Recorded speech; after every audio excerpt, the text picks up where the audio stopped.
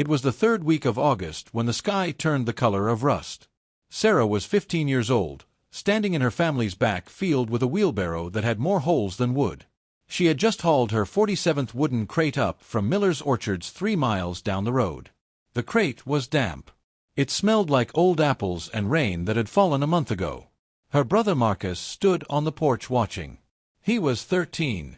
He didn't say anything. He just shook his head and went back inside. Nobody in Hartwell County knew it yet.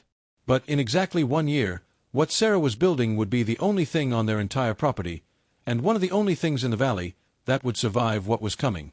Sarah's family owned 6 acres just outside a small town called Hartwell in rural Kentucky. The land had been in her mother's family for 3 generations. But farming, it was getting harder every year. Her father worked construction in a town 40 minutes away. He left before dawn and came home too tired to do much else. Her mother cleaned houses. She had bad arthritis in both knees by the time she turned 42. Marcus was the kind of kid who was good at everything without trying. He played baseball. He made good grades. He had plans to go to college in Louisville and get out. Sarah loved her brother, but sometimes when he beat her at something she tried hard at, she'd feel something settle in her chest. Something that didn't feel like love. Sarah had always been the one who noticed things nobody else did. She noticed that the well water smelled different in March than in July. She noticed which corner of the property got sun the longest in late afternoon. She noticed that her grandmother's old recipe books had notes in the margins about when different vegetables would grow. But mostly, she noticed that her parents were tired. And that tired was spreading through the house like something alive. In March of that year, her father came home with news. A development company had offered to buy the land. The offer was $320,000. That was more money than her family had ever had at one time. It was enough to pay off the house, to pay off her mother's medical bills, to give her father a real choice about whether he worked construction or did something else. "We should think about it," her father said that night at dinner. He was looking at her mother. "It might be the smart thing to do." Her mother didn't answer right away. She was cutting her food into smaller and smaller pieces. "It's not just ours to sell," she said finally. "It's all of it. The history. What it means." Her mother's parents had given up farming in 1994. They'd both worked in a textile mill that closed 5 years later. That land was supposed to be different. "I know," her father said. "But we can't live on what it means." They gave Sarah 2 months to decide. If she wanted to keep the land in the family, she had to prove that it could generate real income. Real money. Not just a garden that fed them. Something that could work. Sarah had never felt pressure like that before. Starting in May, Sarah began waking up at 5 in the morning. Nobody asked why. Marcus barely noticed. Her parents thought she'd just taken on extra chores, which she had. But there was something else happening that she didn't explain. Every Saturday morning, she'd load the wheelbarrow and walk or ride her bicycle 3 miles to Miller's Orchards. Tom Miller was 73 years old. He'd owned that orchard for 40 years. His trees were old. A lot of them had started to fail. He was getting rid of things. "Why do you want these?" he asked the first time, watching her load 4 wooden crates into the wheelbarrow. The crates were the kind they used to ship peaches. Each one was about 2 feet by 3 feet by a foot deep. Solid wood. Built to last. "I'm going to use them," Sarah said. "For what?" Sarah didn't answer. She just smiled and pulled the wheelbarrow down the road. For 3 weeks, people around Hartwell saw Sarah hauling crates. Mrs. Chen, who ran the hardware store, mentioned it to Sarah's mother. "What's your girl doing with all those fruit crates?" she asked. Her mother said she didn't know. Marcus asked too. "You building a chicken coop or something?" "Not exactly," Sarah said. She had 47 crates stacked in the back corner of their property by the middle of June. That's when people started to really notice. That's when the skepticism started too. In Tom Miller's back office, there was a photograph in a cardboard frame. It showed the orchard in 1987. The trees were younger. The rows were straighter. There was a large wooden structure in the background. It looked like a greenhouse frame made of wood, but it was different from any greenhouse Sarah had ever seen. It had shelves. Multiple levels. What was that? Sarah asked Tom one Saturday, pointing to the structure. Tom looked at the photo for a long moment. That was my father's vertical garden. He built it in 1985. He was trying to extend the growing season. Keep vegetables going year-round. Did it work? Sarah asked. For a while, Tom said. Then he had a stroke. My mother tore it down. We went back to just growing peaches. He didn't explain what that meant. And Sarah didn't ask. But she thought about that structure for weeks. What if it had worked? What if her grandfather had lived? What if someone had kept building? She would learn the answer much later. In June, Sarah's great-aunt Helen came to stay for a week. Helen was her mother's older sister. She lived in Knoxville now, and she'd become a landscape designer for office buildings and parks. She knew about growing things in creative ways. One evening, Sarah showed her the crates. "Show me what you're thinking," Helen said, standing in the back corner of the property with her hands on her hips. Sarah walked her through it. "I want to build shelves. Using the crates as the base. Stack them up. Then fill them with soil. Grow vegetables in layers. The same way you'd grow in a greenhouse, but open to the sky where we can. It uses the vertical space, not the horizontal space." Helen nodded slowly. "You're talking about vertical farming on a small scale. Is that a real thing?" "It's a very real thing. Farmers in Japan do this. Urban farms do it in cities where land is expensive. The basic idea is simple." Helen sat down on one of the crates. "The sun hits a plant the same whether it's on the ground or 3 feet up. But if you stack your growing space, you can grow more plants in the same footprint. You use less water because the soil doesn't spread out and lose moisture the way a traditional bed does. And depending on how you arrange it, you can protect plants from pests more easily because they're not sitting on the bare ground." Sarah had read about this online, but hearing it said out loud by someone who actually knew things about plants made it real. Made it possible. "The challenge," Helen continued, "is that the lower levels get shaded by the upper levels. You have to choose your plants carefully. Fast-growing things on top. Shade-tolerant things on bottom." That week, Helen helped Sarah redesign the whole setup. They sketched it out on newspaper in the kitchen. They calculated angles based on where the sun rose and set. They made a list of plants: tomatoes, lettuce, spinach, beans, peppers, herbs. Each one placed according to its light needs and how long it took to mature. By the time Helen left, Sarah had a complete plan. July was hot. The kind of hot where the ground itself seems angry. Sarah built the frame over the course of 3 weeks using the wooden crates. She cut pieces of lumber to reinforce them. She drilled holes in the bottom of each crate so water could drain. She arranged them in a pyramid shape, widest at the bottom, narrowing as it went up. 6 crates on the bottom row. 4 on the second. 2 on the third. 1 on top. It took every dollar she'd saved from weeding neighbors' gardens. It took trips to the hardware store where she'd stand in front of the same piece of lumber for 10 minutes before deciding if she could afford it. By the end of July, the structure was complete. It was about 8 feet tall. It could hold 13 separate growing boxes. From a distance, it looked like a wooden wedding cake. Sarah filled it with soil the first week of August.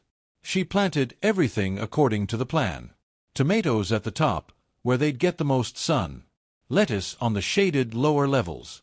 She set up a drip irrigation system using a recycled soaker hose connected to the house spigot. For 2 weeks, it looked like it was going to work. Then the spider mites came. Sarah didn't notice it at first. But by the 3rd week, when she walked out one morning to check the plants, most of her tomatoes had leaves that looked like they'd been attacked by something with very small teeth. The damage was everywhere. Thin webbing covered the lower tomato branches. She'd made a mistake. She'd planted too densely. The lack of air circulation had made the plants vulnerable. It was textbook. She should have known. Marcus walked past on his way to baseball practice.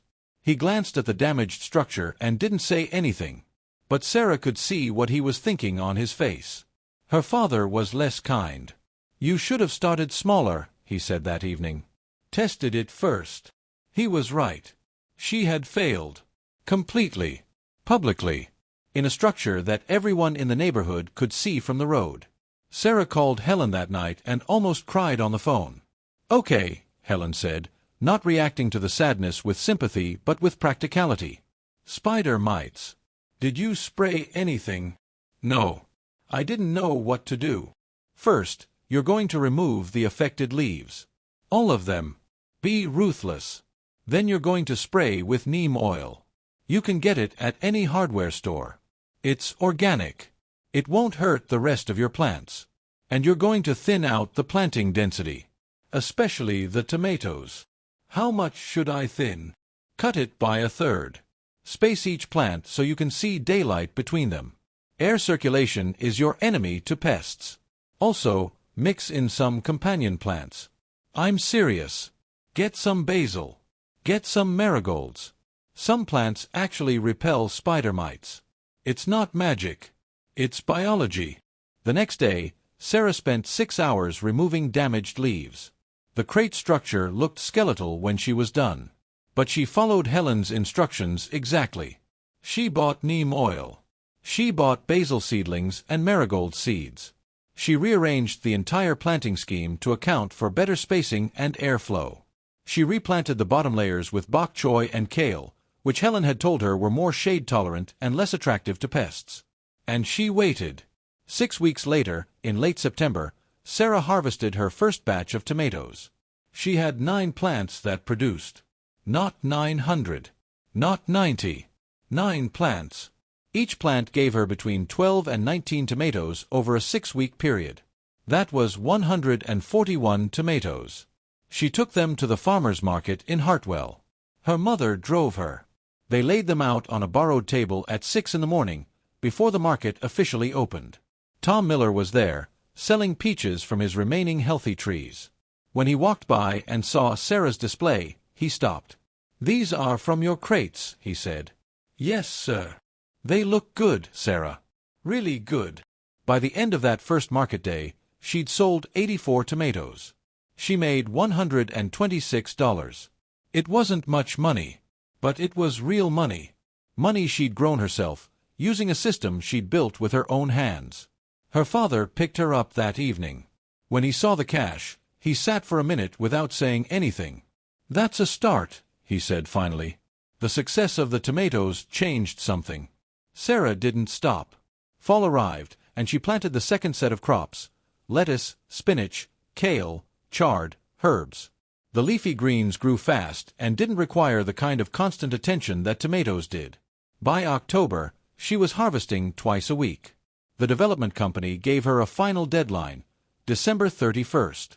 That's when they needed an answer about the land. It was now October 7th. She had less than 3 months to prove the land was worth keeping. Sarah built 2 more structures. Smaller than the first, but built better. She'd learned from the mistakes. She built them in September and October. This time, Marcus helped. She didn't ask him to. One day he just showed up with a level and started helping her build the frame for the second structure. "Why?" she asked. He shrugged. "Mom's been different. Since you started doing this. Less tired, kind of." By November 15th, Sarah had 3 vertical garden structures going. They were producing lettuce, spinach, kale, chard, arugula, basil, cilantro, parsley, tomatoes, peppers, and beans. She was making between $300 and $500 a week at the farmer's market. That was real money. That was almost $2,000 a month, during the growing season, from land her father had said couldn't generate real income. The deadline was pushed back. The company gave them until March. "We want to be reasonable," the developer said on the phone. But Sarah understood. They were starting to doubt their own offer was low. In late November, an early frost hit. Sarah had covers prepared. She'd learned from Helen that she needed to protect the plants from temperature swings. But the frost came earlier than the weather forecast said it would. By the time she got the covers on, 3 of the pepper plants had been damaged. She recovered by replanting with faster-growing herbs that would mature before the real winter freeze. Then in January, her mother's arthritis got worse. Much worse. She couldn't work cleaning houses anymore. She had to take disability. The family's income dropped by $1,800 a month. This wasn't about the garden. This was about real life, real pain, real fear about whether they could keep the house and the land. Sarah's father talked to the development company again. "We might have to reconsider," she heard him say on the phone one night. But he was quiet after. And in the morning, he asked Sarah to show him how to help with the garden. "You think this is going to work?" he asked, standing next to one of the structures. "I know it works," Sarah said. "But I know it's not enough yet. Not to pay for medical bills. Not to replace what Mom was making.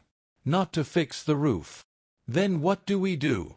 Sarah didn't answer right away. She was thinking about Tom Miller's photograph. About the structure his father had built in 1985. About all the reasons it had failed, and all the reasons she had to keep trying. "We expand," she said finally. "For real." The spring of that year had unusual weather. In March, it rained every other day for a solid week. That alone wouldn't have been remarkable for Kentucky. But then it stopped, and by mid-April it was so dry that the pond behind the Chen's property dropped by 2 feet. Tom Miller mentioned it when Sarah came to pick up some extra soil in April. "The water table's lower than I've seen it in 30 years, he said. "If we get a wet season, it could go the other way." "Flooding. Is that likely?" Sarah asked. "Hard to say," Tom said. "The weather's changing. Patterns are all different now." In May, Sarah noticed something odd. The bird population in the valley seemed higher than usual. Robins, cardinals, mourning doves. They'd multiply in late spring, but this was earlier and in higher numbers. Her grandmother would have said the birds knew something. The other thing she noticed was the creek that ran through the back corner of their property. It seemed higher in May than it normally was. The flow was faster. The water looked murkier. She mentioned it to her father. "Creek's been unpredictable," he said. But he walked out to look at it anyway. He stood there for a long moment, water rushing past his boots. When he came back inside, he helped Sarah reposition the 3 structures. He moved them to the highest point of the property, the small rise where the morning sun hit earliest. "Just to be safe," he said. On June 12th, it started to rain. It wasn't a thunderstorm. It was worse. It was the kind of rain that doesn't feel like it's coming down so much as the sky is simply falling apart. Steady. Relentless. Cold. By afternoon, the creek had become a river. By evening, it had become a flood. Sarah watched from the porch as water spread across the valley. The Kowalski farm, 100 acres of corn and soybeans 3 miles south, was completely submerged. Their irrigation equipment was destroyed. Their equipment shed washed downhill and got caught against a cluster of trees. The metal roof tore apart like paper. Tom Miller's orchard, the trees his family had tended for 40 years, was flooded. The water reached the lower branches of the older trees. The young saplings he'd been cultivating were swept away. Farther down the valley, a bridge collapsed. 3 barns caved in. The local news said it was the largest flood Hartwell County had seen in 42 years. The damage was estimated at over $4 million. Water came to the edge of their property. But it stopped. The 3 vertical garden structures sat on the small rise where Sarah's father had moved them, just 18 inches higher than the surrounding ground. The water reached the base of the structures and then diverted around them, following the natural slope of the land. By dawn, the gardens were still standing. The soil was wet but not flooded. The plants were alive. Every other major farm operation in the valley had suffered catastrophic loss. But Sarah's structures had survived completely intact. The photograph that Tom Miller had shown Sarah, the one of his father's vertical garden from 1985, had been destroyed in the flood. Tom's office had flooded. The cardboard frame couldn't survive it. But Tom mentioned it to Sarah anyway, a week after the water receded. "I've been thinking about rebuilding it," he said. "What my father started. You think I could do something like your system? On a bigger scale?" Sarah helped him build his first structure that summer. It was larger than hers. It used more crates. Tom was 73 years old, and the work was hard, but he did it. By September, he was selling produce at the market, too. Mrs. Chen, the woman from the hardware store, came by the house one day in July. "I was wrong," she said to Sarah directly. "I told some folks you were wasting time with those crates. I shouldn't have said that." "It's okay," Sarah said. "No," Mrs. Chen said. "It's not. But I'd like to help you now if you'll let me. I've got space behind the store. I could sell your produce there. Split the profit." By August, Sarah had 2 locations selling her vegetables. By September, 5. Her father hired her officially as an employee of Hartwell Gardens, which is what they named the growing system. He paid her minimum wage, but she was building equity. She was earning the kind of money that looked like a real business. The development company pulled their offer in August. They couldn't compete with a farm that had just proven it could survive a 100-year flood. When Marcus left for college in the fall, he hugged Sarah in the driveway. "I was wrong about you," he said. Sarah didn't say anything. She just held the hug. By the end of that second year, Sarah had built 6 vertical garden structures on her family's land. She was supplying vegetables to 4 different retail locations. She was teaching a workshop on vertical gardening at the local community college. The land was saved, not as a monument to the past, but as something that was growing into the future. There's a line from an old farming manual that Tom Miller showed Sarah once. It was written by someone named Liberty Hyde Bailey, who worked on American agriculture in the early 20th century. He wrote, "A garden requires patient labor and attention. Plants are living things. They respond to care." Sarah had learned that plants weren't the only things that responded to care. Land responded. Communities responded. Families responded. Belief responded. Sometimes the greatest transformations begin with something as simple as noticing what's being thrown away, and the courage to build something beautiful from it.